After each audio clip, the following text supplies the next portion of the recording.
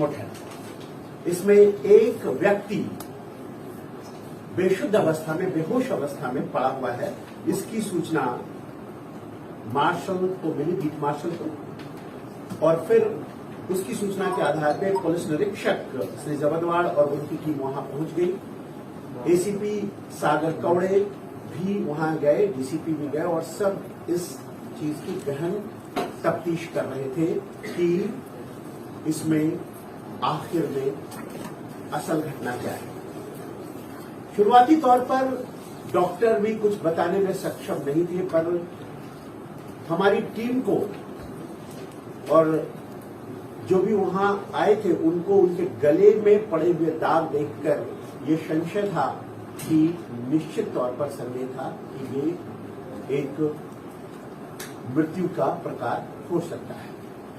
पहले अकस्मात मृत्यु रजिस्टर किया गया, दर्ज किया गया, और उसके तुरंत पश्चात तफ्तीश की गति तीव्र की गई और तुरंत ही हमारे लोगों को एक्स्ट्रा जुडिशियल कन्फेशन मिल गया, जहां पे 2 तृतीयपंथियों ने ये स्वीकार किया था एक तीसरे व्यक्ति के पास कि हमसे उसके पास से 4,000 रुपया निकालने में, उसके पास जो भी पैसे थे वो निकालने में हमसे एक ऐसी घटना हो गई जिससे वो व्यक्ति बेहोश था।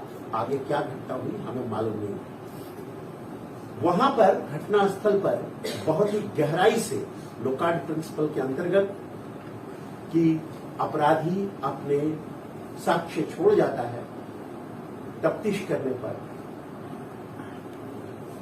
कंडोम्स के पैकेट मिले और फिर इस तपास की गति को और तीव्र करते हुए उन दोनों तृतीयपंथियों को पकड़ लिया गया।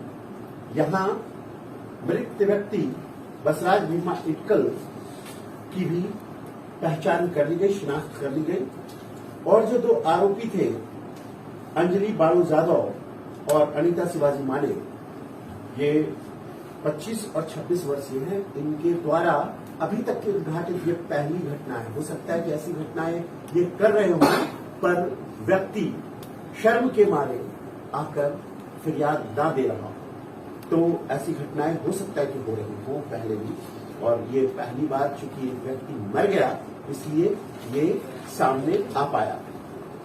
यहां 3 प्रश्न खड़े होते हैं कि तृतीयपंथियों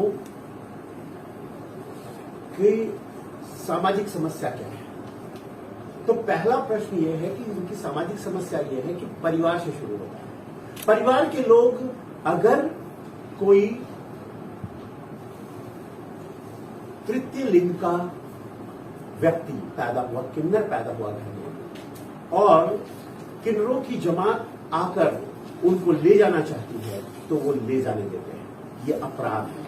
आप अपने बच्चे को हजार्डस कंडीशन में नहीं छोड़ सकते हैं। ये जुवेनाइल जस्टिस एक्ट के अंतर्गत एक गंभीर और संजीदा अपराध है। दूसरा जो मुद्दा है, और इसलिए हम आगे जो भी अपने बच्चे को इन किन्नरों को सौंपेंगे, बच्चे का लिंग कोई भी हो, अगर आप इन किन्नरों को सौंपेंगे तो आप जुवेनाइल जस्टिस एक्ट के अंतर्गत अपराधी की कैटेगरी में आएंगे।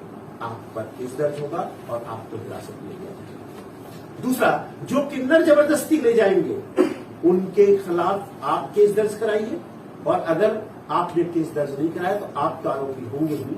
जो किन्नर इन बच्चों को ले जाएंगे उन पे भी अपराध जुवेनाइल जस्टिस एक्ट, और अगर उनका सेक्सुअल एक्सप्लॉयटेशन हुआ है तो जो पॉक्सो केस के अंतर्गत उनके केस होगा। और तीसरा जो मुद्दा है वो इनके पुनर्वसन का है, क्योंकि जो आ चुके हैं इस क्षेत्र में उनको कैसे बाहर निकाला जाए। तो इनके पुनर्वसन के लिए हम जो किन्नर तैयार हैं उनको CSR फंड से हम उनकी काउंसलिंग करेंगे, उनका मैपिंग करेंगे, उनके साइकोलॉजिकल इवैल्यूएशन करेंगे, और फिर उनको हम वोकेशनल ट्रेनिंग दे करके छोटे कामों में, जैसे plumbing, tile fitting, electric fitting, इस तरह के छोटे कामों में उन्हें स्किल डेवलपमेंट उनका करवाएंगे, और उनको विभिन्न फैक्ट्रियों में हम उनको नौकरी दिलाने का प्रयत्न करेंगे। लेकिन इसके लिए उनकी मानसिक तैयारी होनी चाहिए। उनको इजी मनी और इजी लाइफ छोड़ना होगा, जो उनकी आदत बन चुकी है। और अगर वो नहीं छोड़ेंगे तो section 8 ITPA act, immoral trafficking prevention act के अंतर्गत हम उन पे केस दर्ज करेंगे, जो कि गंभीर अपराध है और उसकी सजा बड़ी है। तो हम इटपा सेक्शन 8 के अंतर्गत उन पर